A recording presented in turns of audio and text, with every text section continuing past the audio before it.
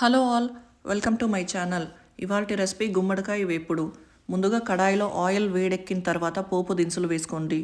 ఇందులోనే ఆనియన్స్, పచ్చిమిర్చి, కరివేపాకు వేసుకొని బాగా వేయించుకోండి. ఆనియన్స్ బాగా వేగనివ్వండి. ఇప్పుడు ఒక 3 తెల్లగడ్డపాయల్ని బాగా దంచుకొని దాన్ని కూడా దీనిలో వేసుకొని బాగా వేపుకోండి. బాగా వేగిన తర్వాత గుమ్మడికాయ ముక్కల్ని వేసి కాస్త దూరగా వేగనివ్వండి.